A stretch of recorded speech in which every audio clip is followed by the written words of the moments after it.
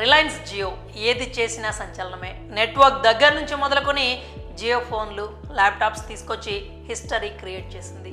సామాన్యులను దృష్టిలో పెట్టుకొని తక్కువ ధరకే ఎలక్ట్రానిక్ గ్యాడ్జెట్స్ను అందుబాటులో ఉంచింది. ఇక నెట్వర్క్ విషయంలో జియో నెంబర్ 1గా అవతరించింది. జియో ఇప్పటికే 5Gని ప్రారంభించిన విషయం తెలిసిందే. నెట్వర్క్ కవరేజీ, లభ్యతలో జియో అద్భుతమైన పనితీరును కనబరిచింది. అయితే ఇప్పుడు జియో ట్రూ 5G నెట్వర్క్తో యూజర్లకు మరో భారీ ప్రయోజనం చేకూరనున్నది.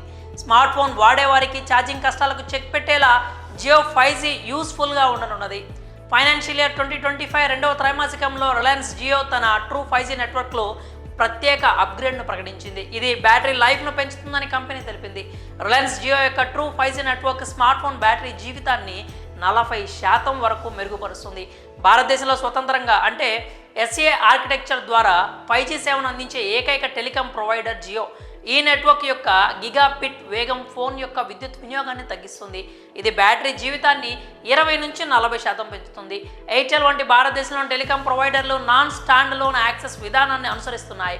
Reliance Jio non standalone access 5G network power management పై ప్రత్యేక శ్రద్ధతో అప్గ్రేడ్ చేసింది. Reliance Jio Infocomm president Kiran Thomas మాట్లాడుతూ స్టాండ్లోన్ ఆర్కిటెక్చర్, క్యారియర్ అగ్రిగేషన్ వంటి ఫీచర్ల వల్ల బ్యాటరీ సామర్థ్యం పెరుగుతుందని వెల్లడించారు. ఈ టెక్నాలజీ వల్ల హ్యాండ్సెట్ విద్యుత్ వినియోగాన్ని తగ్గిస్తుందని తెలిపారు. జియో 5G నెట్వర్క్లో voice over new radio feature కూడా ఉంది. ఇది 5Gలో కాల్స్ వాయిస్ నాణ్యతను అప్గ్రేడ్ చేస్తుంది, కాల్ సెటప్ సమయాన్ని తగ్గిస్తుంది, అధిక భద్రతను అందిస్తుంది. అదనంగా జియో యొక్క 5G నెట్వర్క్ GPSలో మెరుగైన అల్గారిథంలను ఉపయోగించి 10 మీటర్ల లోపల మెరుగ్గా పనిచేస్తుంది. ఇవి నావిగేషన్ సేవలకు ఉపయోగకరంగా ఉంటుంది.